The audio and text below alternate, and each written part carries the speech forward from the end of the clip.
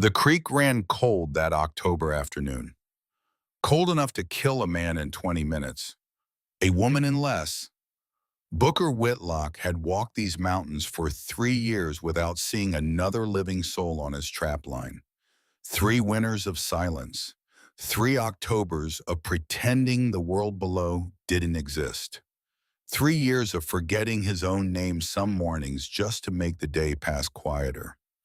Then he heard the splash. Not a fish, not a deer crossing, the wrong weight, the wrong sound. He came through the white birch and saw her. Black habit billowing under the water like ink spilled in glass. A young woman pinned beneath the surface by the very vows that were supposed to save her. Pale hands clawing at nothing. Copper gold hair loose from her veil, drifting like she was already a memory. He didn't think. He went in. The cold hit him like a fist to the chest, stole his breath. The current tried to take his legs out from under him, and almost did. He fought it. 3 strokes. 4. His hand closed around her arm, solid, real, desperately cold. He pulled her up. She came gasping, coughing, grabbing at him with the strength of drowning terror. Her fingernails dug into his shoulder through the wet wool of his shirt, and he didn't feel it, didn't have time to feel it. She went under again. He dove, found the problem in 2 seconds. Her habit was wrapped around a dead branch jutting from a submerged log. The heavy fabric designed to be modest and proper on dry land had become a death trap in moving water. He pulled his hunting knife. The blade was sharp enough to shave with because a dull knife was more dangerous than no knife at all. 2 cuts, the fabric parted. The current grabbed the freed cloth and tried to take it downstream. He grabbed a fistful of her remaining dress and kicked hard for shore. They surfaced together in the shallows. He got his feet under him, lifted her, carried her the last few feet to solid ground, and set her down on a patch of sun-warmed moss near the birch trees. She collapsed forward onto her hands and knees, coughed up creek water. Her whole body shook. Booker stepped back, turned away, stared hard at the trees, his jaw clenched so tight his teeth ached, because he had seen her. Cutting her free, he had seen what no man should see without a woman's permission. The wet shift beneath the torn habit. Hiding nothing, the shape of a woman who had given her life to something larger than herself before any man could ask for it. And now he had seen her, and there was no unseeing. Behind him, her breathing slowed. The coughing turned to ragged gasps. When she spoke, her voice came out small and strained, barely more than a whisper. "You saw me." 3 words. He kept his back turned. "I saw a woman in danger," he said. "That's all. You saw me without my habit. I saw a woman drowning. You saw me, Booker Whitlock." He went still, because she knew his name. Which meant she knew the rest of it, which meant she knew about his father and his mother and the long quiet he had spent up here pretending none of it had happened. He took off his work coat without turning around, the heavy canvas one lined with wool that he had thrown on this morning against the mountain chill. He extended it behind him. "Take this. Cover yourself." A pause.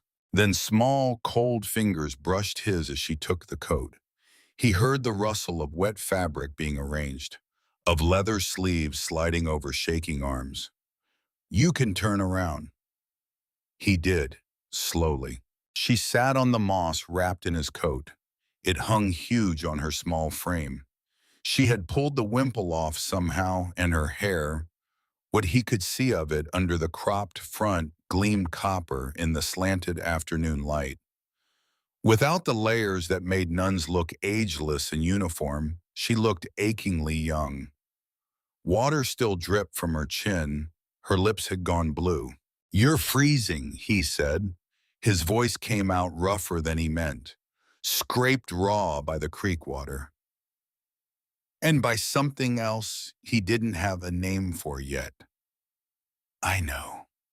I need to get you warm. I know. She looked up at him, pale gray-blue eyes, too clear, too tired for someone so young. But you need to understand something first, she said. You saw my sishquay by the laws of Mother Superior, by the rules of my convent, by the eyes of this community, I am now defiled, simply because a man saw me in a state of undress. That's ridiculous. Yes. I was saving your life. I know. The bitter smile touched her blue lips. But ridiculous or not, it's the truth we live with. And you of all people know how truth matters less than what people choose to believe. Don't you, Mr. Whitlock? He didn't answer, couldn't, because she had just named the wound, the exact one was bone, without ever having met him before this hour. The cabin was a mile up the ridge. He carried her halfway. She tried to walk the other half on legs that wouldn't quite hold her. Twice she stumbled. Twice he caught her elbow before he could stop himself and then made himself let go. She didn't comment. She just kept moving. By the time they reached the clearing, the sun had dipped behind the western ridge, and the world had gone the color of old copper. Smoke rose from the chimney. His brothers were home. He had hoped as somewhere in the back of his mind that they wouldn't be, that he could get her warm and dry and gone before anyone had to know.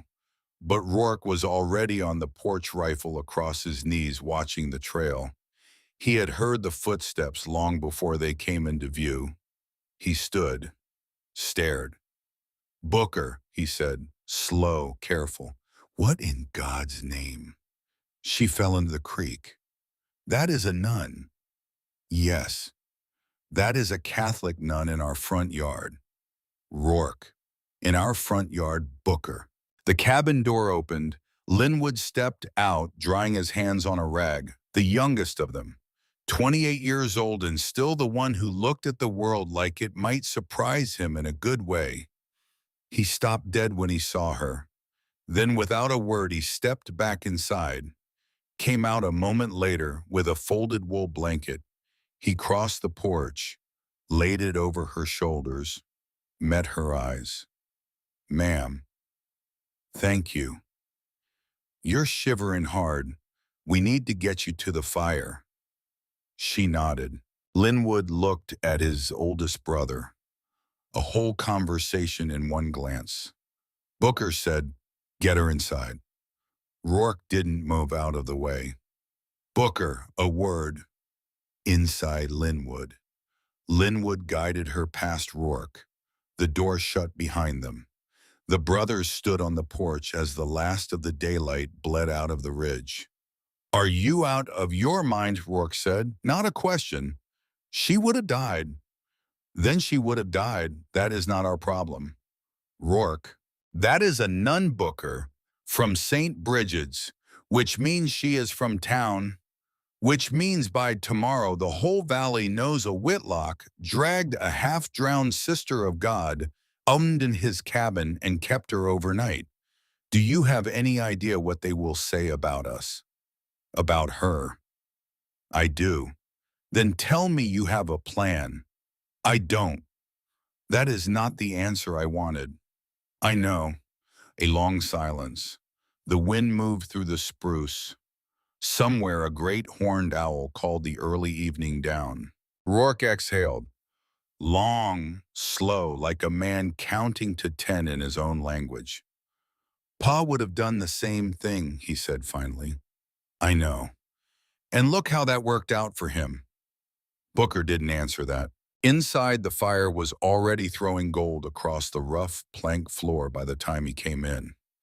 Linwood had her in the rocking chair near the hearth, the wool blanket over the canvas coat over the wet shift, 3 layers between her and the cold she still hadn't shaken. He was kneeling at her feet, untying the soaked leather of her shoes with the patient gentleness of a man who had once tied his fiancée's shoes and remembered exactly how it was done. He glanced up when Booker walked in. She needs dry clothes. I know. And food. I know. Brother. What? Linwood stood, quiet, looked his oldest brother in the eye. Whatever this is, whatever brought her into our creek today, we do this right, whatever right looks like. Yes. Booker held his gaze. Yes. He went to the trunk at the foot of his bed, pulled out his spare shirt, the one his mother had sewn the year before her mind broke, and a pair of wool drawstring pants that would swallow her whole. He laid them on the chair by the fire. These are too big, he said, but they're dry. We'll step out while you change. Thank you. Honora. She looked up, surprised maybe that he had used her first name. He was a little surprised himself. My name is Booker. Those are my brothers, Rourke, Linwood. You are safe here. For tonight you have my word. She studied his face for a long moment. I believe you, she said, and I am sorry. For what? For what comes next.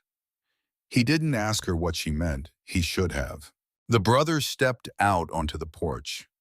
They stood in a loose triangle, not quite looking at each other. The dark had come on full now. Stars were starting up over the ridge. Somewhere down in the valley, a dog was barking at nothing. How did she end up in our creek? Rourke asked. Quiet now. The anger had cooled into something older. Worry. She didn't say yet. She is going to have to say, I know. Booker. What? Look at me. Booker looked at him. Rourke's face, half lit by the cabin window, looked older than 30. Older than it should have. The face of a man who had buried too many people too young. If this brings the Pembertons down on us, Rourke said, if this puts that family back in our lives, I want you to understand, I will not survive it a second time. And I do not think you will either. I know. Then think about that before you decide what right looks like. Inside, they could hear the soft sounds of dry fabric being pulled on. A small surprised laugh as she found the pants too big. Then quiet again. Linwood spoke for the first time since stepping outside. She knew his name. Booker turned to him. What? On the porch, when I came out, I heard her say your full name. Booker Whitlock. Like she has said it before, many times, to herself maybe. What does that mean? It means, Linwood said slowly, she did not end up in our creek by accident. The fire was low and warm, the cabin smelled of wood smoke and coffee, and the sage Booker had hung from the rafters in August. Honora sat at the rough plank table in his shirt and his pants, the sleeves rolled up 6 times and still covering her hands, and she ate the cornbread and the dried venison Linwood had set in front of her like a woman who had not eaten in a day, maybe more. The brothers sat across from her, 3 of them in a row, Booker in the middle, like a tribunal that had not yet decided what it was a tribunal for. Linwood broke the silence first, the way Linwood always did. Sister. Honora. Honora, may I ask, were you alone on the mountain today? Sister Imogen was with me. She is older. She turned her ankle on the ascent. I told her to wait while I went on for Solomon's seal. We needed it for her joints. And you got lost. I got lost. How far? She paused, set down the cornbread. I don't know exactly. I followed the creek. I thought it would lead me down. Instead, it led me up. By the time I realized it was past noon and I was very tired and the water looked very clear. You took off the top of your habit, Booker said, to cool down. Yes, just for a moment. I didn't think anyone would. She stopped, looked at her hands. I didn't think anyone would see. Rourke leaned back in his chair, crossed his arms. The wolf fang necklace at his throat caught the firelight. Sister. Honora. Honora, how did you know my brother's name? She lifted her eyes, met his without flinching.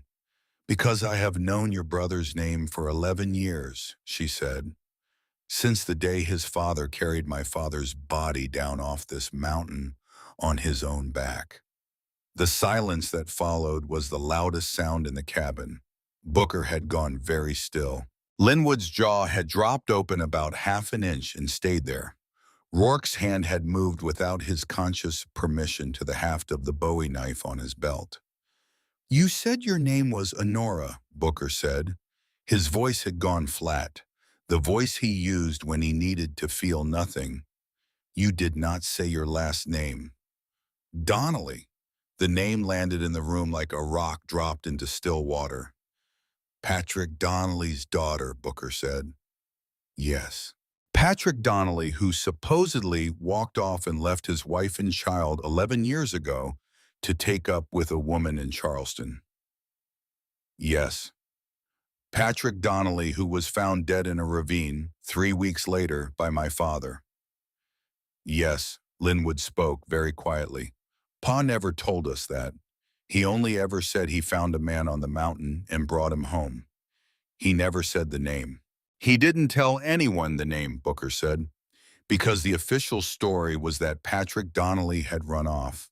And Pa didn't want to be the man who said different. He wanted to, but he said the time wasn't right yet. He said he was waiting for something. For what? Rourke said. He never told me. Honora set her hands flat on the table. Steady now, like a woman who had practiced this moment many times in her own head before tonight. He was waiting for a sign that he had support, she said.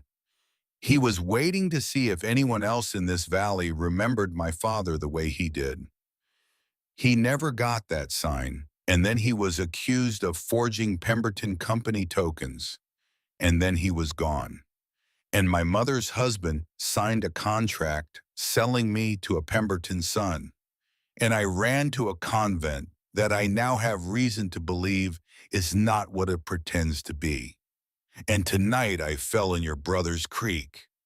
You fell, Rourke said. Or I was led. She looked around the table at all three of them. I don't know yet which, she said. I will tell you what I know. I will tell you what I believe. I will tell you what I am afraid of. And then I will leave at first light, and you will never have to see me again. You have already saved my life today. I will not ask you to risk it again. Nobody at the table spoke. The fire popped. A log shifted. Booker said very quietly, Tell us about your friend, Sister Felicity. She blinked. How did you? You said it earlier, to my brother. On the porch, he told me on the way in. Oh, tell us. She drew a breath. Her name is Felicity Mahan. She is 24. She was my closest friend at St. Bridget's.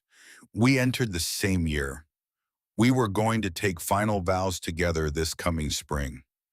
2 months ago, Mother Ursula called her into the office and told her she had been selected for missionary work in the Western Territories.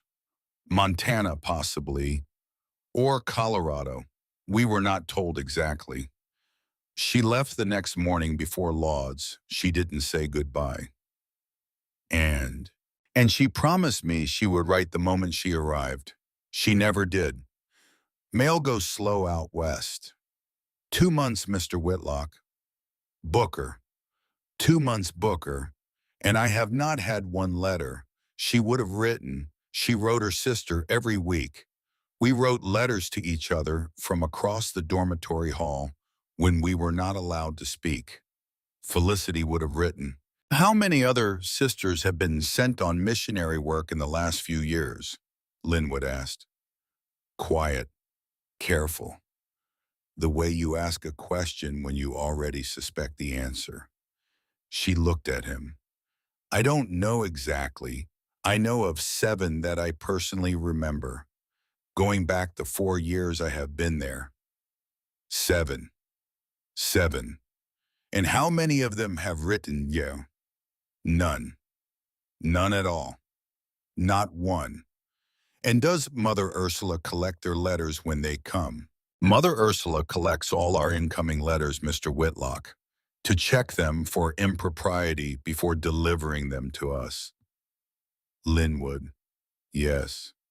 Does that strike you the way it strikes me? It does, brother. Rourke had gone very still. The hand had come away from the bowie knife. It was now flat on the table, fingers spread like a man steadying himself against a shifting deck. Booker, he said, what are we sitting in the middle of? I don't know yet. Booker. I said I don't know yet. Honora stood up. I have said too much already. I am putting you in danger by speaking it out loud. I am sorry. I should not have come. She moved toward the door, stopped, because she had nowhere to go. The night was full dark out there now. The temperature on the porch had to be near freezing, and her habit was still drying by the fire, and she was a small woman in a strange man's clothes a mile from the nearest trail, and she knew it. She put her hand against the door frame. She did not cry, but Booker saw her shoulders shake once hard and stop. He stood up too. Sister. I should never have, Honora. She turned. He walked across the cabin to her, slow, the way a man approaches a hurt animal. He stopped a respectful distance away, and he looked her in the eye, and he spoke quieter than he had spoken in a long while. Once he said, "This town watched my father be ruined for something he did not do, and I watched it happen, and I did nothing, because I was 32 years old and I was scared and I had no proof, and I told myself there would be a better time to fight. There wasn't a better time. My father did not survive the winter that followed, and I spent the years after that up here pretending the valley wasn't real. Booker, let me finish. All right. I am not going to do that again, not while there is still time.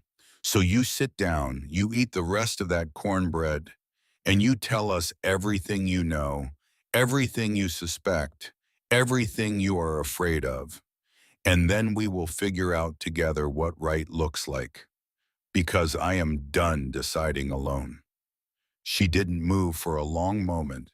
Then she walked back to the table, sat down, picked up the cornbread, took a bite. Across the table, Rourke and Linwood looked at each other, a whole second conversation. Not in words. Rourke gave his oldest brother the smallest possible nod. Linwood, who had not smiled in a long while for any reason that mattered, smiled. It was a very small smile, but it was real. The plan they made before midnight was simple. Booker would sleep on the porch. Rourke would sleep on the floor by the door rifle within reach.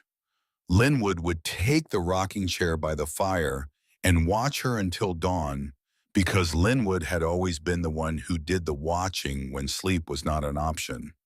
She would sleep in Booker's bed.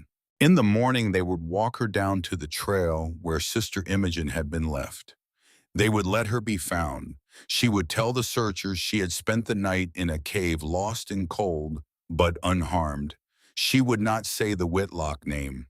That was the plan. That was the plan that lasted exactly until dawn. Because when Booker stepped off the porch at first light to saddle the horse, he heard hoofbeats coming up the trail, multiple horses, moving with purpose, not lost, not searching, heading directly for the cabin. He counted 4 riders breaking through the tree line into his clearing.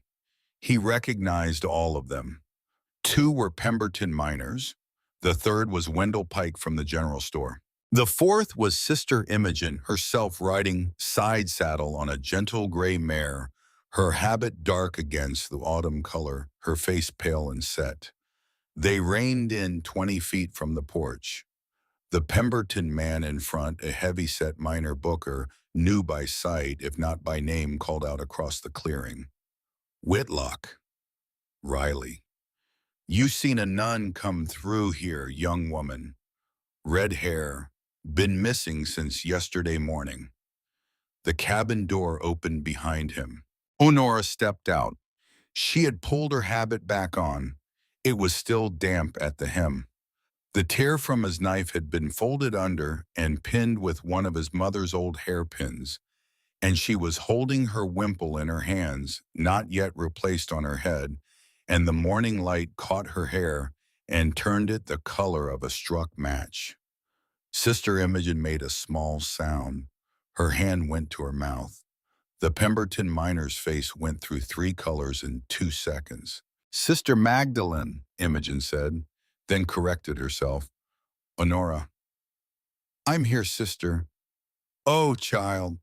Honora stepped in off the porch, stood beside Booker, did not touch him, but stood close enough that the message was clear to anyone with eyes. Wendell Pike took his hat off. He had known Booker's father. He had not spoken to a Whitlock in a long time. He looked at the ground and then he looked up.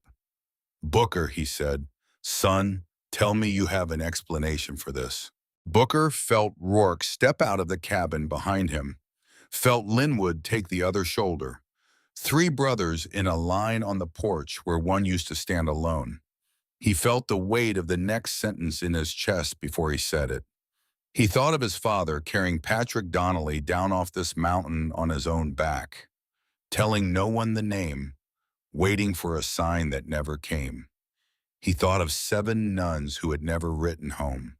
He thought of a small woman who had said, "You saw me," like it was a sentence of death. And he thought very clearly, the time is now. He stepped down off the porch. He met Wendell Pike's eyes. "Mr. Pike," he said, "I have an explanation, but it isn't the one you came up here looking for, and I don't think any of you are going to like it." Behind him on the porch, his youngest brother said quietly, almost to himself, "And so it begins." The morning wind moved through the spruce. Somewhere in the valley below, a church bell began to ring. The bell did not stop ringing. It rang all the way down the mountain. It rang as 4 riders, 3 brothers, and 1 young woman in a damp habit came down the switchbacks in single file, the horses picking their way over the loose shale. It rang as they passed the boundary stone where Whitlock land ended and Hawks Ridge Hollow began. It rang as the valley opened up beneath them and the steeple of St. Bridget's came into view, gray stone against gray sky. It was not ringing for prayer. It was ringing for a missing nun. And by the time they reached the convent gates, half the town was already gathered in the square outside the wall. Honora rode behind Booker on his bay mare, her arms around his waist for balance. Necessary, unavoidable, and utterly improper. She did not speak the whole way down. Neither did he, but her forehead pressed against his back once, just for a moment, as they rounded the last bend before the convent, a silent communication. He pressed his hand over hers where it rested at his belt, just for a moment, and then he let go. Mother Ursula Dremmel was waiting in the courtyard. She was a tall woman, gaunt, in her early 60s with a face like carved granite and eyes that seemed to see straight through skin to the sin beneath. She stood at the top of the chapel steps flanked by 2 younger sisters, hands folded in front of her, and she did not move when the riders entered the gate.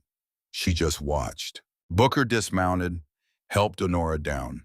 She landed lightly on the cobbles, did not stumble, did not look at the ground. She looked straight at Mother Ursula. "Sister Honora," Mother Ursula said, voice cold as January frost. "So you have returned." "Yes, Mother Superior." "And you have brought a man with you." "He brought me, Mother, because I was in a state where I could not bring myself." A flicker behind those granite eyes. "Indeed." Booker stepped forward, hat in hand, voice level. My name is Booker Whitlock, Mother Superior. I found Sister Honora yesterday afternoon when she was caught in a creek. Her habit had snagged on a submerged branch. She would have drowned. I cut her free. My brothers and I sheltered her through the night. We have brought her back to you as was right. How noble. The sarcasm dripped like poison off old wood.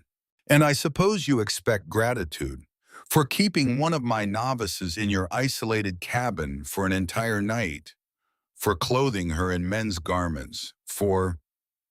She waved a hand at Honora's damp habit and ill-fitting wimple. Whatever else may have occurred. Nothing occurred, Honora said sharply. Did it? Booker Whitlock conducted himself with complete propriety, as did his brothers. His brothers. There were 3 witnesses in that cabin, Mother, not one. How fortunate for you. Behind them in the courtyard, a small crowd had begun to gather, townspeople drifting in through the open gate. Sister Imogen had dismounted and was standing near the chapel wall, her face stricken. The Pemberton miner Riley had stayed on his horse, watching with the careful neutrality of a man who had not yet decided whose side this was. Mother Ursula descended the 3 chapel steps, slow, measured, the way a hawk drops from a fence post when it has spotted something small in the grass. She stopped in front of Honora. Tell me, child. Yes, Mother. What were you doing so far up the mountain? Sister Imogen has stated that she instructed you to wait, that she specifically forbade you to continue alone. I went on for Solomon's seal, Mother. We needed it for her. You disobeyed. As you have a habit of doing. Honora's chin came up. Yes, Mother, I disobeyed. I have done that before. I will likely do it again. But I did not lie down with this man, or his brothers, or any other. And I will not stand here while you suggest that I did. The courtyard went very quiet. Mother Ursula's mouth tightened to a thin, pale line. She turned to Booker. And you have the audacity to come into my courtyard, wearing your father's name like it is not a stain on this community. Tell me, Mr. Whitlock, was your father a forger and a counterfeiter when he was alive? Or did he only become one after he was gone? Rourke made a small sound behind Booker, a sound like a horse about to bolt. Linwood very quietly said, easy. Booker did not move, did not blink. He looked Mother Ursula in the eye and he said very calmly, my father never made a counterfeit token in his life. And before this is over, I will prove that to every soul in this valley, including your mother. Will you? Yes. And Sister Honora is going to help you do it. Is that the implication? Sister Honora is going to do what Sister Honora chooses to do. I am not in the habit of telling women what to do, Mother. Unlike some, a muscle moved in her jaw. She turned to walk back up the chapel steps. And that was when the chapel door at the top of the steps opened from the inside. A man stepped out. He was in his late 50s. Gray hair, a simple black cassock, not the ornate vestments of a bishop, but the plain wool of a working parish priest. He had a kind face, but his eyes were sharp, and he was wearing them now. Mother Ursula, she froze. Father O'Shea. I was hearing confessions. I appear to have arrived in the middle of a different sort of truth-telling. Perhaps we should move this discussion somewhere more private, before the entire valley joins us. It was not a suggestion. Within the quarter hour, they were in the prioress's office. A Spartan stone room with a single high window and a wooden crucifix that seemed to stare down in perpetual disappointment. Honora and Booker sat in 2 hard chairs in front of the desk. Rourke and Linwood stood by the door because Mother Ursula had refused them seats. and Father O'Shea had not insisted. Mother Ursula stood behind the desk, spine straight, hands flat on the wood. Father O'Shea stood by the high window, where the light came in, where neutrality lived. "Now then," Father O'Shea said gently, "suppose someone tells me what actually happened, starting with you, my child." Honora drew a breath. She told the story they had built that morning at the breakfast table, how she had met Booker once 2 years ago at her father's gravesite, how they had spoken a few times since. By chance then, not by chance. How she had still felt called to her vocation. How yesterday's accident at the creek had brought them face to face again. She told it well, just enough detail to be plausible, just enough emotion to be moving, just enough confession to seem honest. She did not tell him about Sister Felicity Mahan. Not yet. She had agreed with the Whitlocks before they came down off the mountain. Not yet. Not in this room. Not where Mother Ursula could hear it. When she finished, Father O'Shea turned to Booker. "And you, son, is this your understanding of events as well?" Booker met the priest's eyes. Something passed between them, a small, silent thing. The priest knew they were not telling him everything, and the priest was for now choosing not to ask. "Yes, Father, I see." He folded his hands. "Sister Honora, you have not yet taken your final vows, is that correct?" "Correct, Father, which means that canonically you are still free to leave the convent at any time without penalty." Mother Ursula's lips compressed. "Father, with respect, we don't know that this attachment is real. We have only their word." "Are you accusing them of lying, Mother?" Because that is a serious accusation to bring against a young woman in our care, and against the man who pulled her out of a creek yesterday afternoon." Silence. "I propose this," Father O'Shea said. "Sister Honora will remain here, at the convent, under your care, for a period of 1 week. During that week she will pray, she will reflect, she will consider whether her calling is to religious life or to some other path that God may be opening to her. At the end of the week, she will make her decision and we will honor it, whatever it is." 1 week, Mother Ursula said, not happily. 1 week, during which she will be confined to convent grounds, no visitors, no correspondence. "Except," Honora began, "except for confession," Father O'Shea finished smoothly. "She must have access to the sacraments during this time of discernment. That is canon law, not negotiable." Mother Ursula's eyes flicked to him. She understood exactly what he had just done. He had given Honora a private channel to a sympathetic priest, once a day, outside her superior's hearing. "Of course, Father," she said. The two words tasted like vinegar. "Excellent." Father O'Shea turned and walked Booker to the door himself. In the hallway out of Mother Ursula's hearing, he laid one hand on Booker's shoulder, lightly, the way an old man touches a younger one when he wants to be remembered later. "Mr. Whitlock."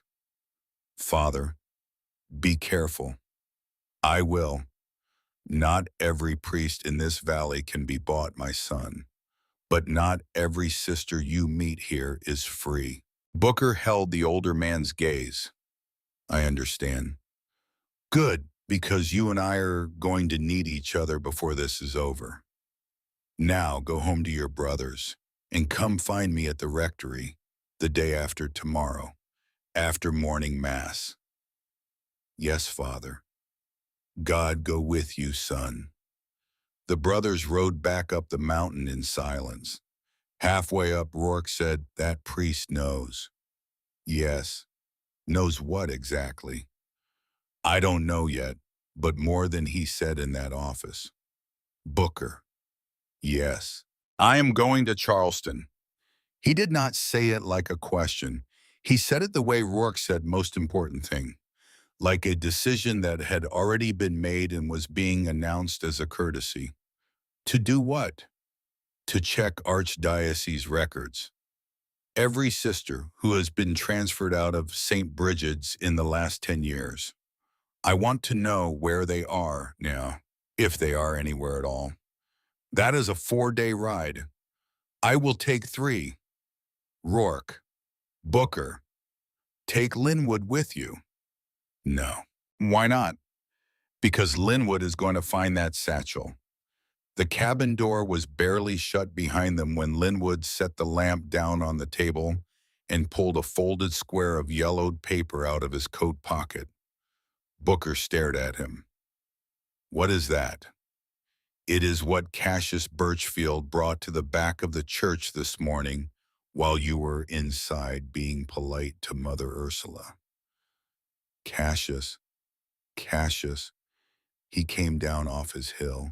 He came down off his hill, Booker, for the first time in a long while, walked 4 miles in his bad boots, stood at the back of the chapel until I came outside, pressed this into my hand, walked back up his hill, did not say one word to me. Open it. Linwood opened it. It was a letter. The paper was soft with age. The ink had gone the color of old tea. The handwriting was a careful looping schoolroom hand that Booker did not recognize. It was dated August 17th, 1883. It read, Cassius, if you are reading this, I never came back from the run to Pinedale. Take this letter to my Maeve and tell her I love her. Tell her I never went to Charleston. Tell her I never went anywhere except where the Pembertons sent me. Tell her the truth she will need. There is a satchel in the cave behind the falls on the Whitlock land, behind the third stone on the left from the entrance. Inside is everything I have. Names, numbers, the script ledger, and the manifest. Cassius, I am going to tell you a thing now, and you will not want to hear it. The manifest is not just money. The manifest is people. Get the satchel to a federal man. Not a county man, not a state man, a federal man. God forgive me for what I should have said louder while I was still alive. Yours, Patrick Donnelly. Booker read it twice, then he read it a third time, then he sat down. Linwood was watching him. Brother. Yes. What did he mean? The manifest is people. Booker did not answer for a long time. When he did, his voice was very quiet.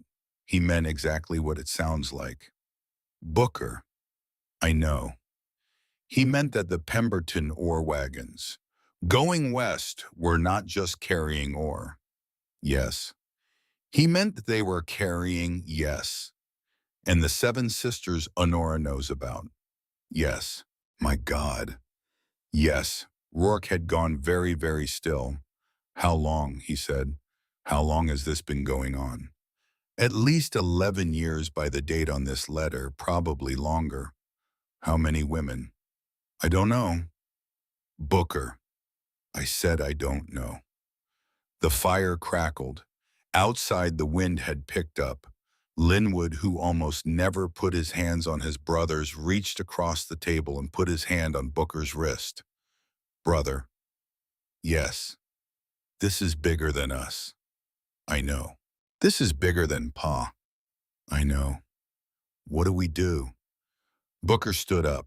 He walked to the window, looked out at the dark rising up the ridge. He thought for one long moment of the woman locked behind a wall of stone in a town 3 miles down the valley who did not yet know what her father had died for, and of the friend she was waiting on a letter from, who was never going to write. He turned back to his brothers. Linwood, you leave at first light, you go to the cave, you bring back that satchel, you do not stop, you do not tell any where you are going. If you see another rider on the trail, you go to ground until they pass. Yes, brother. Rourke, you leave tonight, Charleston Archdiocese, Names of every transferred sister out of St. Bridget's for the last decade. Cross-reference against any convent in any territory you can ride to from there. I want to know which of those women actually arrived where they were supposed to arrive. Yes, brother. And me.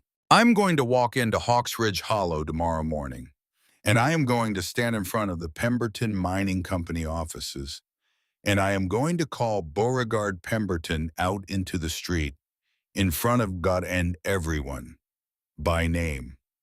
Booker. What? He will try to kill you in the street. Yes. Are you ready for that? Booker did not answer right away. He thought about his father, gone before his time. He thought about his mother, sitting in a chair by a window in Charleston not so long ago, looking through him like he was made of glass. He thought about Patrick Donnelly, carried down off this mountain by a man who never said the name out loud. He thought about Honora, saying you saw me, like it was a sentence of death. I have been ready, he said, for longer than I want to admit. The Pemberton Mining Company office sat at the head of Main Street, 2 stories, whitewashed, black trim, a polished brass plate by the front door. Booker walked up to it at 10 in the morning. He did not have to call Beauregard out. Beauregard came out on his own. He had been waiting. He stood on the front porch of his father's office building. Black wool coat, black trousers, black boots polished to a shine, a pomaded slick of dark hair, a gold watch chain across his vest, and a smile that did not reach his eyes. Whitlock, Pemberton, you have a great deal of nerve. So I have been told. You stole a nun off the mountain. I pulled her out of a creek. Same thing. Not in any country I have heard of. The street had begun to fill. Word travels in a small town. Word travels faster in a small town when it involves a Pemberton and a Whitlock and a name in the air that nobody has spoken in a long while. You're a thief, Beauregard said, loud now for the crowd, like your father. My father never stole anything. My father has the tokens that say otherwise.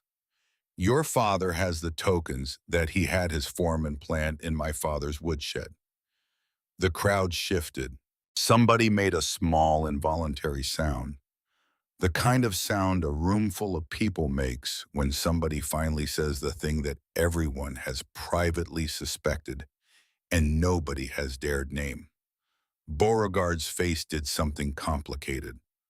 Watch your mouth, Whitlock. No, what? I said no, I will not watch my mouth, not anymore. I watched it long enough. Now I am going to use it. He took a step forward, did not raise his voice, did not need to. The street had gone still enough to carry a whisper. Beauregard Pemberton, he said, your father did not just frame mine for counterfeiting. Your father had Patrick Donnelly murdered 11 years ago and dumped in a ravine to make it look like a deserter's death. And the story he sold this valley about Patrick running off to Charleston with another woman is a lie. And every soul in this town who'd repeated that lie at a supper table for the last decade was helping to cover up a murder. The street did not move, did not breathe. Beauregard's right hand drifted toward the inside of his coat. A new voice cut across the silence. Beauregard, take your hand off your gun. Marshal Eldridge Vance stepped down off the boardwalk on the far side of the street.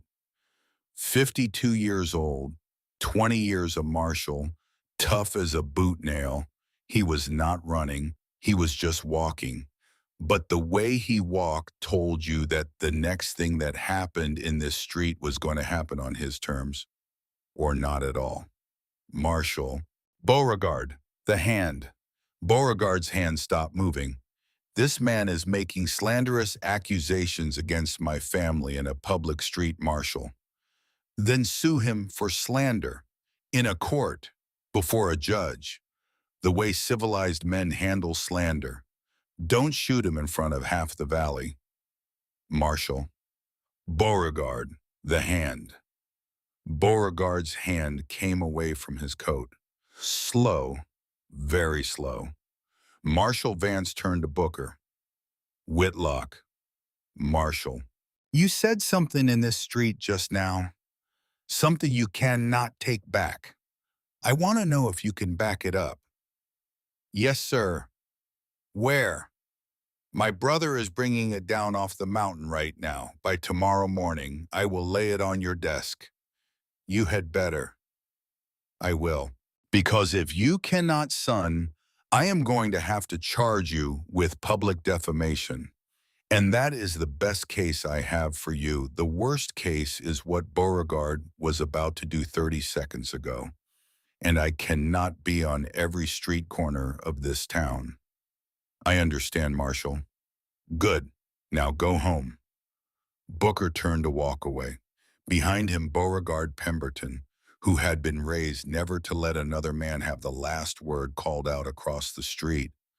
Whitlock. Booker stopped. Did not turn. This is not over. No, Booker said, it's not. He kept walking. Linwood found the satchel that afternoon. The cave behind the falls was exactly where the letter had said it would be. Behind the third stone on the left, wrapped in oilcloth, tied with leather cord. 11 years in the dark, in the damp, in the cold. He did not open it in the cave. He carried it all the way back to the cabin. Did not stop. Did not eat. Did not drink. He laid it on the kitchen table. Booker cut the leather. Inside, a leather-bound ledger, hundreds of pages, thick with pencil marks and ink and little notations in the margins. Names of miners, names of foremen, names of company tokens issued and redeemed and falsified. A second slimmer ledger. Almost a notebook, the pages were a different paper. The handwriting on the first page said simply, manifest. And inside it, not money, not ore, names, names of women. Some of them had a date next to them, the date they had been transferred. Some of them had a destination written in. Not Pinedale, not Charleston, not any town a sister of God should be sent to. 23 names, 23 women, going back 12 years, and folded into the back of the manifest an envelope. Inside the envelope, a single photograph, a daguerreotype, edges curling with age. Two men, standing in front of a building Booker did not recognize. The building had a sign over the door, but the photograph was angled too low to read it clearly. One of the men was tall, white-haired, holding a small leather satchel. It was Augustus Pemberton, 20 years younger, smiling. The other man Booker did not know, but Linwood knew him. Linwood, who had spent 2 years in Charleston reading law before his fiancée passed and the bottom fell out of the world, knew him on sight. Booker. What? That man. Yes, that is Henrik Stoll. Who? Henrik Stoll runs places in Denver, the kind of places no woman ends up in by choice. The cabin went silent. Booker put the photograph down on the table, very gently, the way a man puts down something he is afraid to drop. He sat down. He put his face in his hands, just for a moment, just for one moment. Then he raised his head. Linwood. Yes, brother. Tonight you take a horse. You ride to the rectory in town. You wake Father O'Shea. You show him this manifest and that photograph. You tell him I am asking him to come up here at dawn with Doc Renfrew and with Wendell Pike and with Marshal Vance and with anybody else he trusts in this valley with his life. Yes, brother.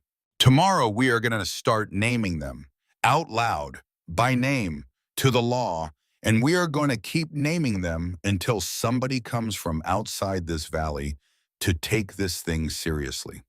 Because I do not believe Beauregard Pemberton built this alone, and I do not believe his father built it alone.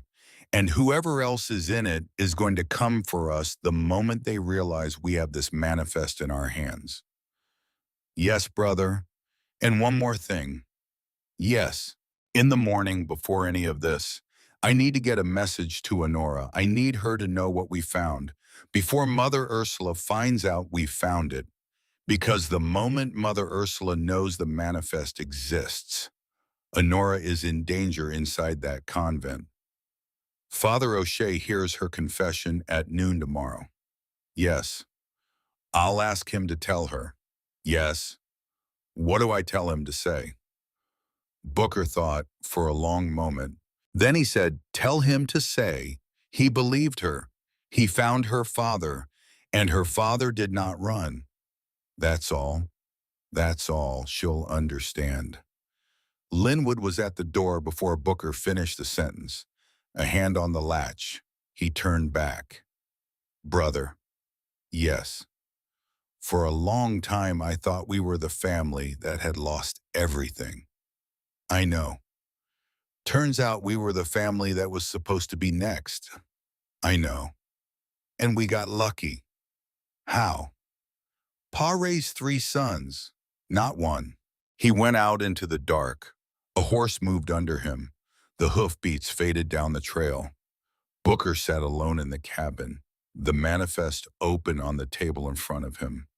23 names, 23 women. He read them slowly, one at a time, out loud, to no one but the fire. The 11th name was Felicity Mahan. He had not yet met Loretta Mahan.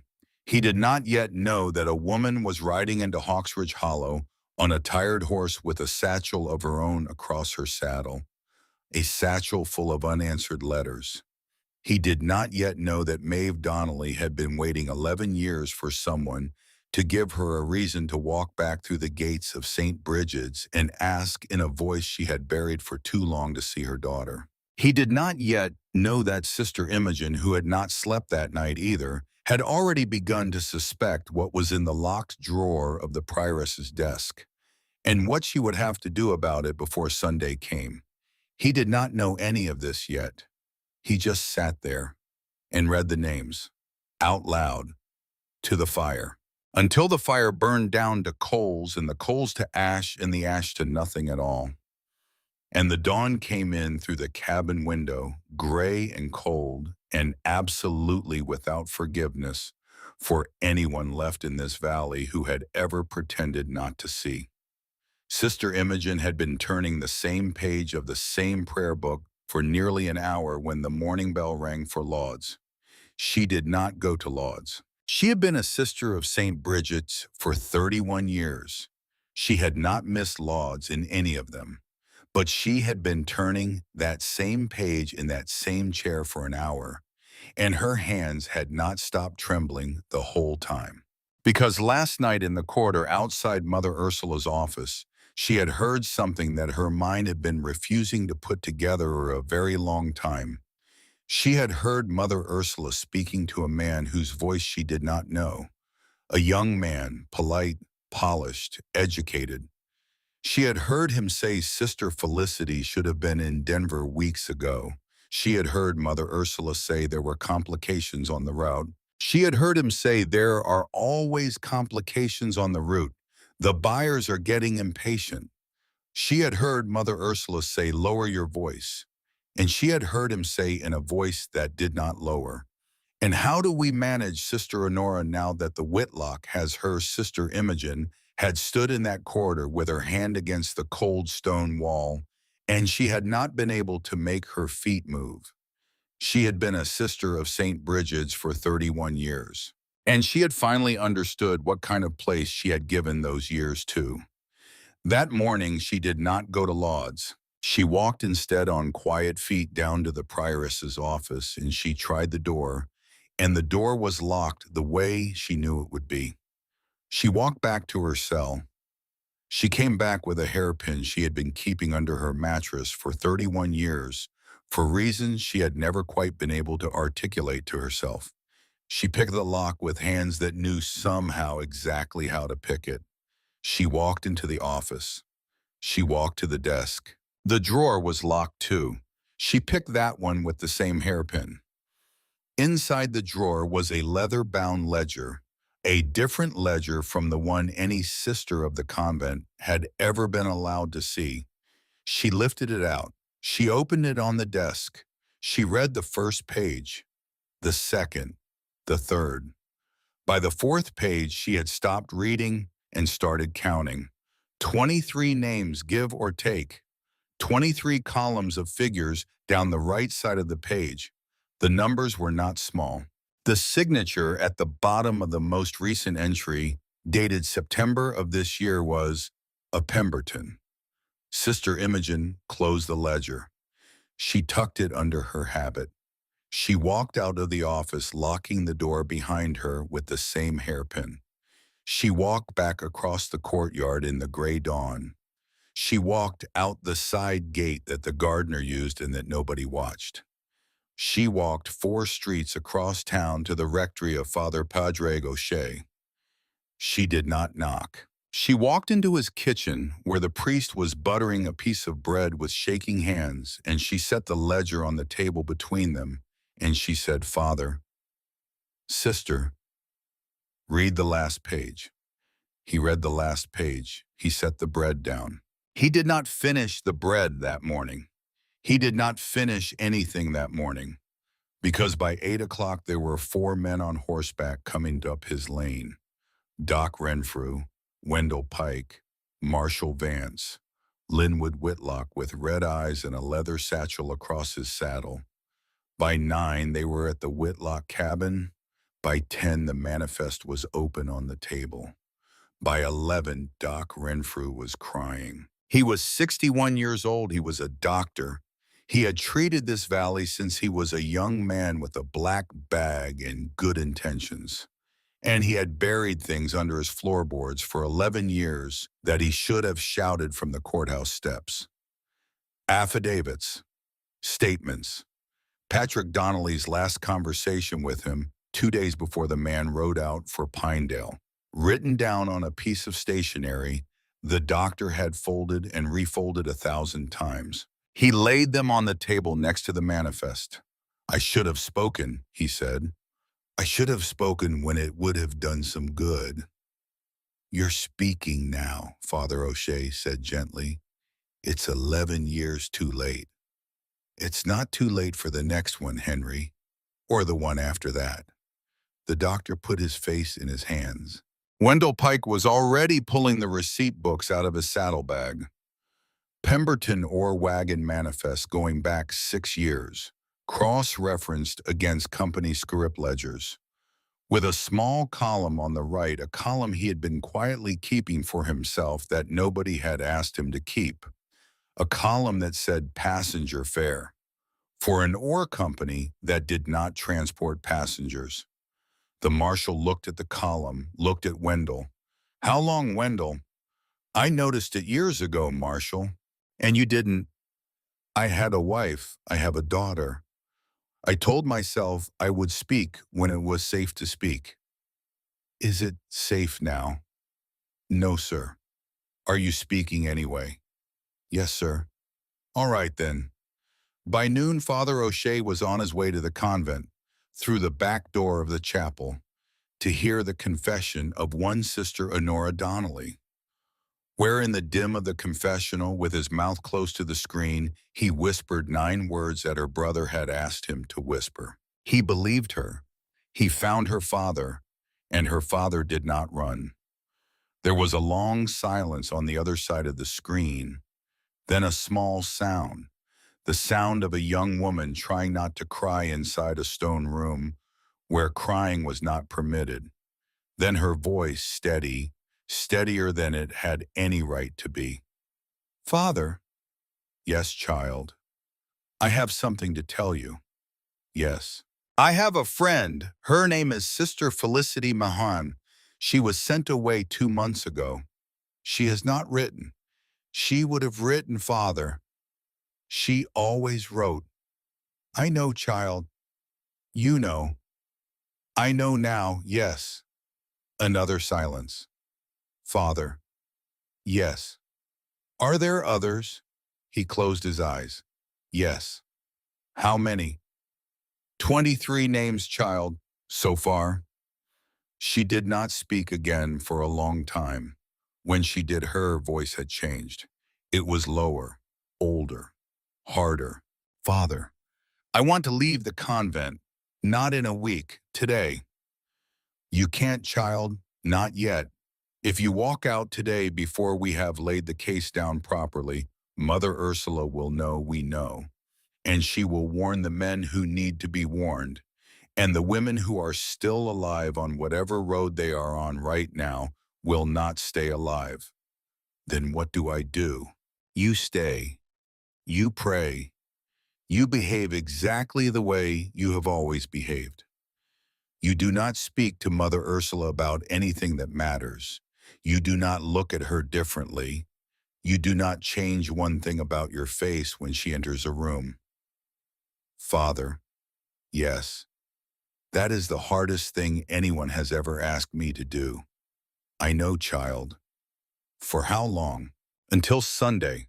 5 days. And then we end this in the open, in front of God in the whole valley, the way it should have ended 11 years ago. Father, yes.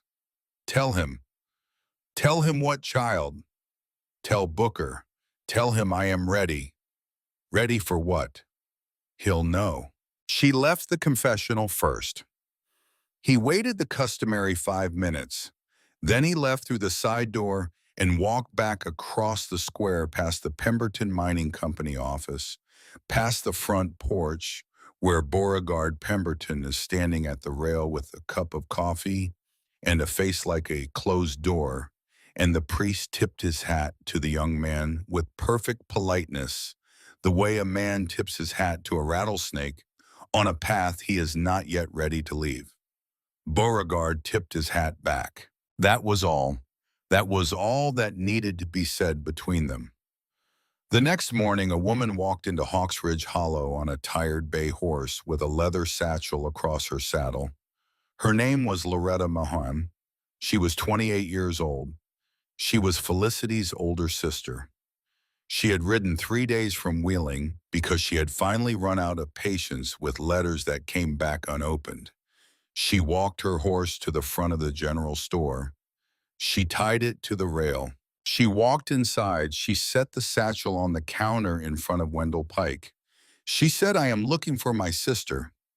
Wendell Pike, who had spent 6 years of pretending not to see what he saw, looked at this woman across his counter, and he saw her. He said, Ma'am, I think you had better come with me.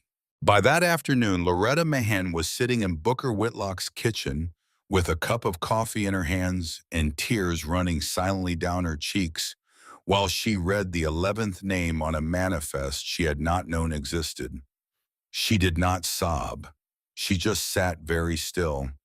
And Booker watched her, and he thought, this is what 11 years of unanswered letters looks like in a single human face. He went outside to give her the room. He stood on the porch, and he watched the light come down off the western ridge, and he thought about a letter sitting on a saddle that had ridden 3 days, and about another woman in a small stone room in town who had a friend who would have written. Always, that night, Father O'Shea went to see Maeve Donnelly. He had not seen her in a long while.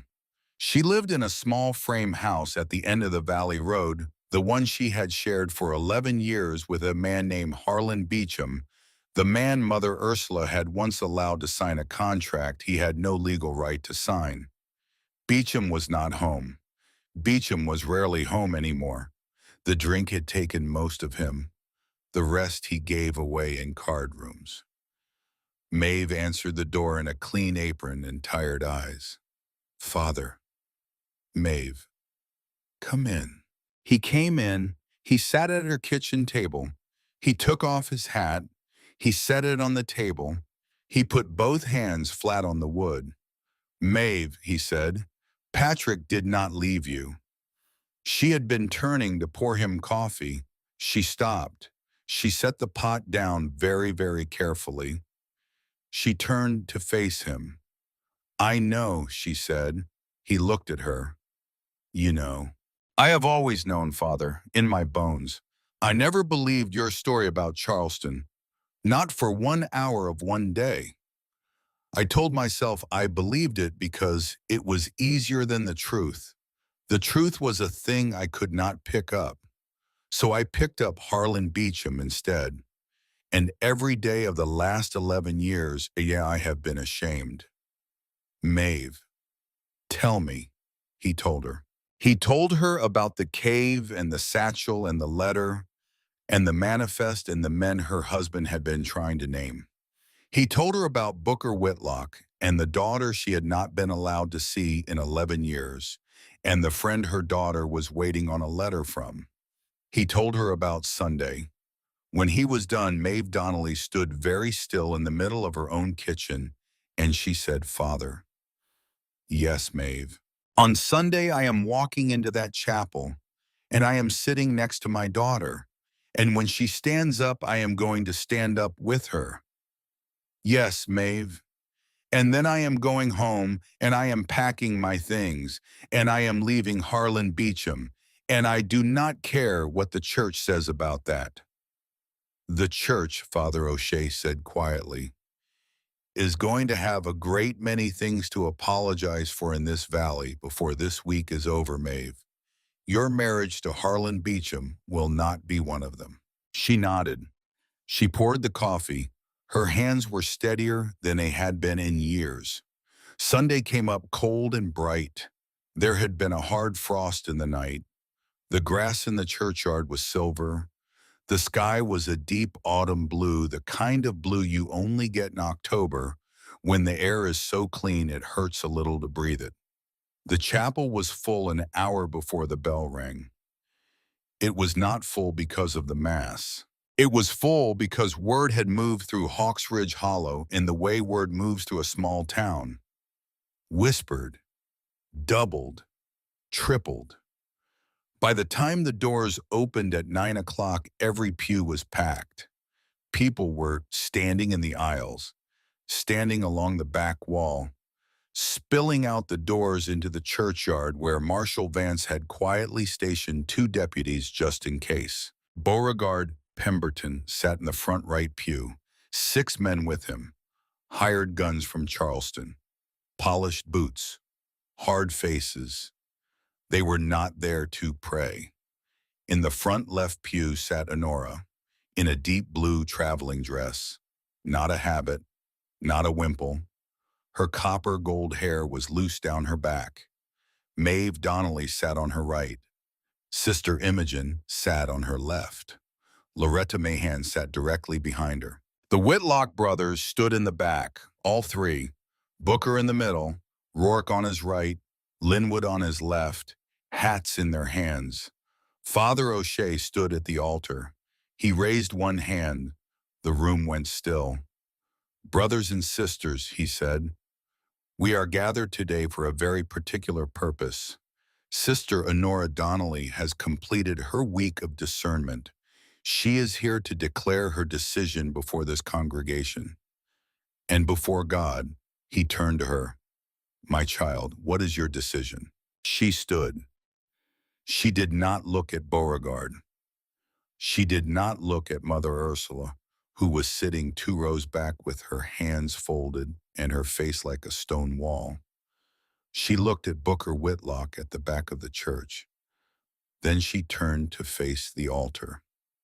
Father, she said, voice clear, I choose to leave the convent. I choose to return to the world. I choose. She looked at Booker again. I choose him. The room exploded into murmurs. Mother Ursula's face went rigid. Beauregard shot to his feet. He pulled a folded paper from his coat. He waved it. He started to speak. Father O'Shea cut him off without raising his voice. Mr. Pemberton. Father, I have a contract.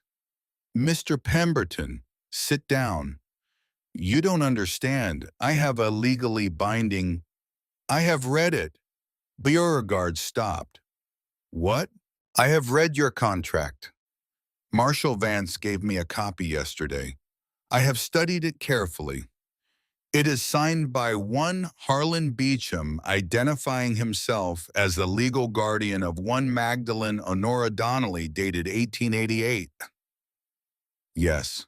Mr. Pemberton, Harlan Beecham is not now and was never the legal guardian of Sister Honora Donnelly. Patrick Donnelly never relinquished guardianship of his daughter to any other man. Patrick Donnelly was on the date of that contract presumed deserter, not deceased. There was no probate. No court ever signed Honora's guardianship over to her stepfather. The contract is void on its face. The silence in the chapel was complete. Furthermore, Father O'Shea said quietly, now almost gently, I have something I would like to read aloud to this congregation, with the marshal's permission. Marshal Vance, standing just inside the door, gave one small nod. Father O'Shea turned a page on the lectern. This is a list, he said, of 23 names of women, all of them between the ages of 19 and 26, who passed through the gates of St. Bridget's Convent in the last 12 years.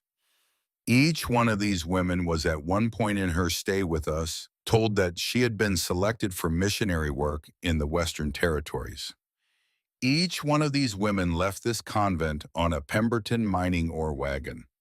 None of them ever arrived at any mission anywhere in any territory. A sound moved through the room, like wind through dry corn. I am going to read these names slowly, one at a time. And I am going to ask the families of any of these women, if any of you are present, to stand. He began to read. The first name, nothing. The second name, nothing. The third name, a woman 3 rows back, stood up, slowly, like she had been waiting 8 years to stand. That was my daughter, she said, voice cracking. She wrote me one letter from St. Bridget's. Just one. Said she had been chosen to go west. Said she would write again from her new mission. She never did. The fourth name, a man stood up at the back. He was crying before he opened his mouth. The fifth, the sixth. By the 11th name, Felicity Mahan Loretta Mahan stood, quiet, steady, her hand on the back of Honora's pew. That is my sister, she said. By the 17th name, 8 people were standing. By the time Father O'Shea finished reading the last name, 11 people in that congregation were on their feet. Some were weeping, some were not. Some were just standing very still, the way you stand when you finally have permission to stand. Mother Ursula had not stood. Mother Ursula had gone the color of old paper. Father O'Shea looked at her. Mother Ursula Drimmel. She did not answer. A ledger was brought to me 3 days ago by one of your sisters. The ledger contains the names of all 23 of these women. Next to each name is a sum of money. The signature at the bottom of the most recent entry, dated September of this year, is A. Pemberton. Mother Ursula's lips parted. No sound came out. You will be detained, Mother. The marshal will escort you. You will answer for this in a federal court. May God have mercy on you, because the law is not going to. Beauregard Pemberton's hand was at his coat again. Marshal Vance was already moving. He was halfway down the center aisle when Beauregard pulled the gun. The hired men around Beauregard rose to their feet. Linwood was already pushing Honora down behind the pew. Rourke had his rifle off his shoulder. Booker did not move. He just stood there in the back of the church, and he looked at Beauregard Pemberton, and he said loud enough for the whole congregation to hear, Beauregard, Whitlock, you are not going to shoot anyone in this church. Get out of my way, Whitlock. No, I will go through you. You will not. Why not? Because for once in your life, you are going to do what your father never did. You are going to walk out of this room with your hands up, and you are going to face what you have done in front of a federal judge, like a man, not like the spoiled boy your father raised you to be. The hired men hesitated. They hesitated because Marshall Vance had drawn his revolver. They hesitated because Rourke Whitlock had a Winchester on his shoulder and a face that said he was not bluffing. They hesitated because there were 11 mothers and brothers and sisters standing in that congregation who had nothing left to lose. But mostly they hesitated because Beauregard Pemberton hesitated. For one long second, Beauregard Pemberton looked at Booker Whitlock across 30 feet of stone aisle, and Booker Whitlock looked back.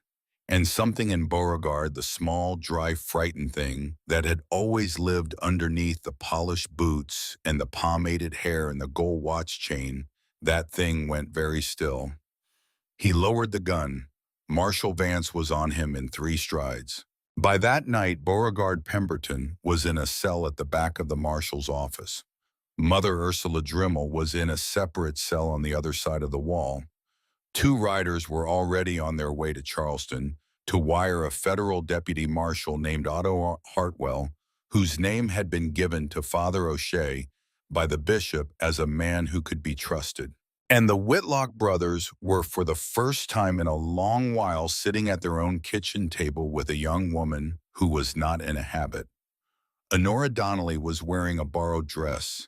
She had a cup of coffee in her hands. Her hair was down. She had not stopped shaking quite yet.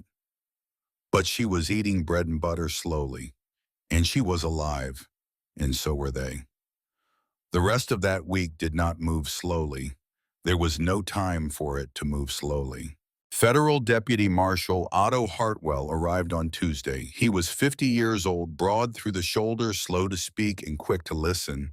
He read the manifest. He read the letters. He spoke to Loretta Mahan for an hour. He spoke to Honora for 2. Then he pulled out a map. There were way stations, holding houses, places where women on a long route west could be kept sometimes for weeks at a time while transport was arranged. He had been chasing this kind of route across 3 territories for 6 years. He pointed at a spot high on the ridge above Hawks Ridge Hollow. "This used to be a hunting lodge," he said. "Old Pemberton property. Officially abandoned 8 years ago. Never demolished." "Bear Pass Way Station," Wendell Pike said quietly. "We see ore wagons go up there 4 times a year. Always come back empty." "Of course they come back empty," Hartwell said. "They unload up there. The next leg of the route picks up from there. By a different driver, different wagon, different name." "How many?" "Right now at Bear Pass, I would guess 3, 4, possibly more." Booker, who had been standing by the window with his arms crossed, turned around. "Felicity," he said. "Possibly," Hartwell said. "Probably," Loretta said. "We move at dawn Sunday morning," Hartwell said. Quietly, "I do not want word getting up that ridge." "No," Booker said. "No. We move tonight, Mr. Whitlock." "Marshal, with respect, there are women up there. Some of them have been there a long time.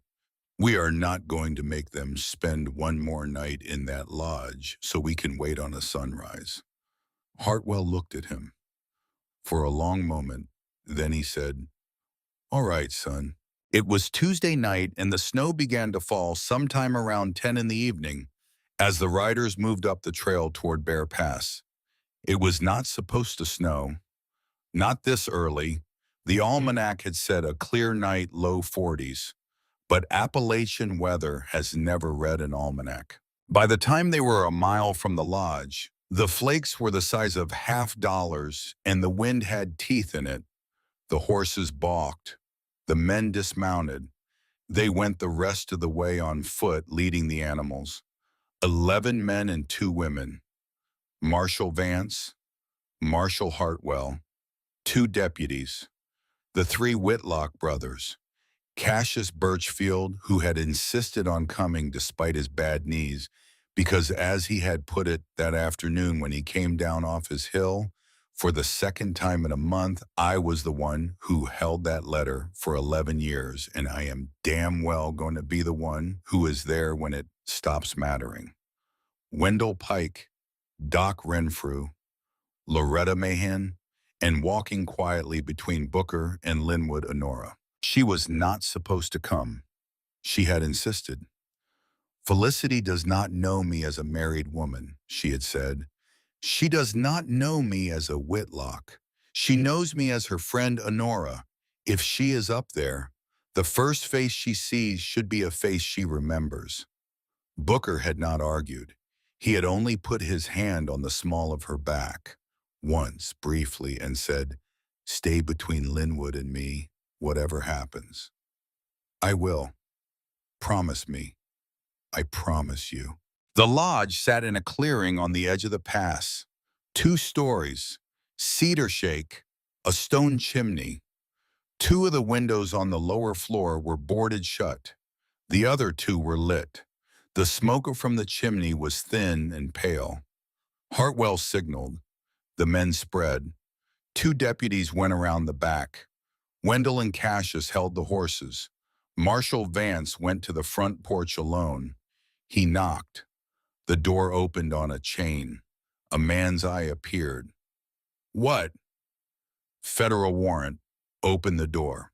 "Federal what?" The eye moved, saw Hartwell, saw the badges, tried to slam the door.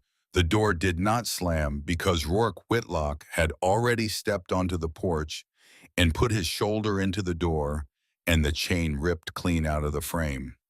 Inside the lodge, Beauregard Pemberton's hired man was reaching for a shotgun.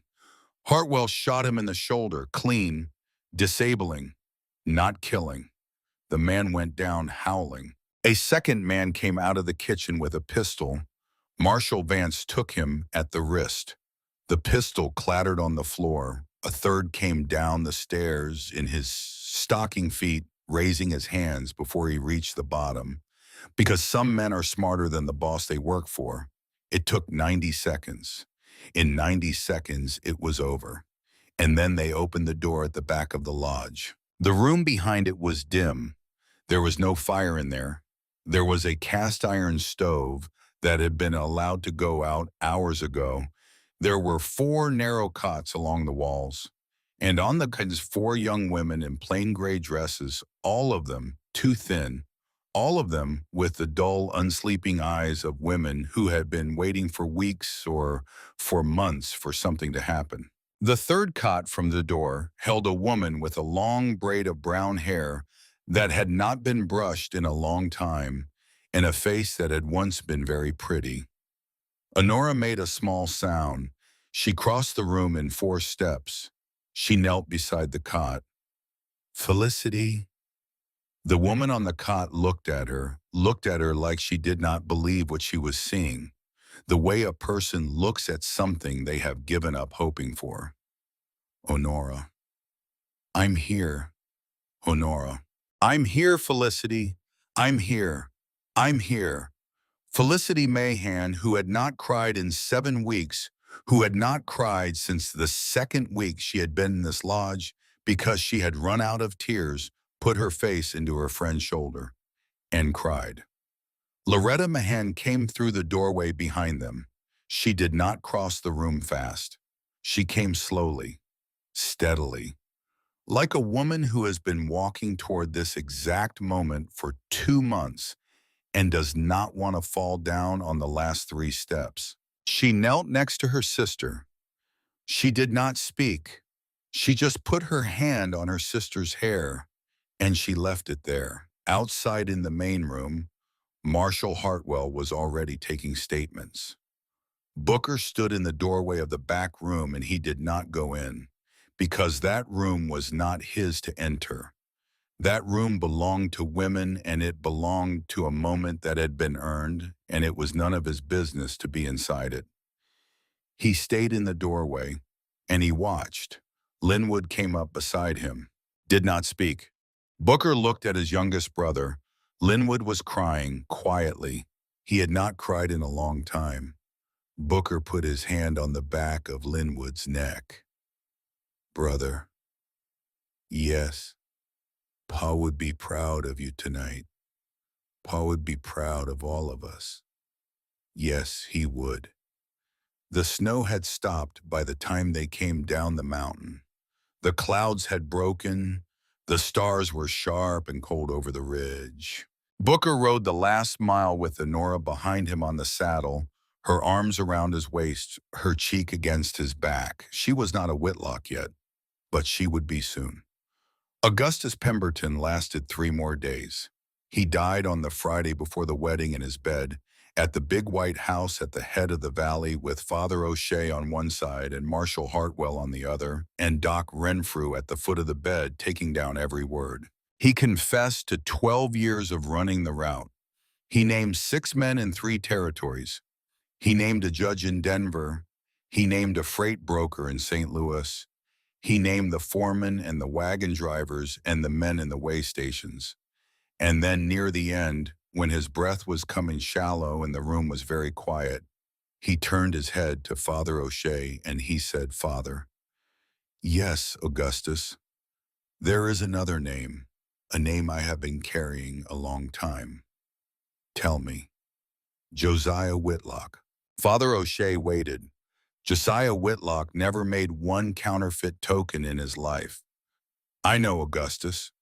I had my foreman put them in his woodshed. I told the sheriff where to look. I sat in the back row of his trial and I watched him stand there. And then I watched what it did to him and to his sons. And I told myself it was the price of business." Augustus, I am not asking for forgiveness, Father. I am asking for the record to say it, so those 3 boys can stop living under it. The record will say it, Augustus. Good. He died about an hour later. That afternoon, Marshal Vance rode up the mountain himself. He did not send a deputy. He came alone with his hat in his hand, and he sat at the Whitlock kitchen table, and he laid a single sheet of paper on the wood between him and the 3 brothers. The sheet was the formal certification of the deathbed confession of Augustus Pemberton, signed by Father O'Shea, Marshal Hartwell, and Dr. Renfrew. The certification stated in plain, clear language that Josiah Whitlock had been innocent of all charges of counterfeiting and forgery brought against him, that the evidence against him had been knowingly fabricated and planted by Augustus Pemberton through a third party, that his name was by the authority of every man who had signed the page restored. The 3 brothers read the page. Linwood read it twice. Rourke read it without making a sound. Booker read it once very slowly, and then he set it down on the table and he did not move for a long moment. Then he stood up. He walked outside. He stood on the porch in the cold November light, and he looked down across the valley, and he did not cry because he was not a man who cried, but he stood out there for a long time. When he came back and his eyes were dry, but they were full. Marshal Vance had not moved from the table. "Marshal, Booker, thank you." "Don't thank me, son. I should have done this years ago. I should have looked harder when your father was on trial. I will think about that until they put me in the ground. You look when it counted. That's a kindness I do not deserve. It's what I have to give." Marshal Vance stood up. He put his hat on. At the door he paused. "Sunday," he said. "Yes. You're getting married Sunday." "Yes." "Good. Your father would have liked her, Booker. He had a soft spot for the stubborn ones." "I know he did." "All right then, son. I'll see you Sunday." He went out. That night the brothers ate supper together in the cabin, the 3 of them, and the certification sat in the middle of the table where the salt cellar usually sat, and not one of them moved it. They ate around it. They ate slowly. They did not speak much. But Linwood, halfway through the meal, said quietly without looking up, "Boys, yes. I'm going to put it in a frame." Booker said yes. Rourke said yes. That was all. That was enough. The wedding was small, simple, in the same chapel where the manifest had been read aloud 6 days before. Father O'Shea officiated. Honora wore a plain white dress that Sister Imogen had helped her sew. Her hair was loose down her back. She carried no flowers because it was the first week of November and there were no flowers to carry, but Linwood Whitlock had pressed a single sprig of mountain laurel into her hand at the chapel door, and she held that. Booker wore his father's good dark suit. Linwood had cleaned it. Rourke had pressed it. Both of them had sat in the kitchen the night before working on it together, not saying much. The certification of Josiah Whitlock's innocence sat in a wooden frame on the front pew. It was the closest a man could be brought to his son's wedding by this point in the world. And so they had brought him. Maeve Donnelly walked her daughter down the aisle. When she reached the altar, she paused. She put her hand on her daughter's cheek. She said quietly, "Your father is here, child. He has been here the whole time." She put Honora's hand into Booker's hand. She stepped back. Booker looked at the woman who had walked into his creek a month ago. He did not cry, but his eyes were full. Father O'Shea began to speak. The words were the same words that had been spoken in chapels for 1,000 years. Booker did not hear most of them. He just held her hand, and he watched her face, and he thought about how a man can spend years of his life hiding from the world and not realize that the world has been waiting for him to come back. She said yes. He said yes. And it was done. 6 months later, mountain laurel was blooming on the slopes above the cabin. The valley below had begun to look for the first time in 12 years like a place where people lived rather than a place where people held their breath. Beauregard Pemberton had been sentenced to 30 years in a federal penitentiary. Mother Ursula Dremel had been sentenced to 20. The route had been broken. 28 more women had been recovered from way stations and holding houses in 3 territories.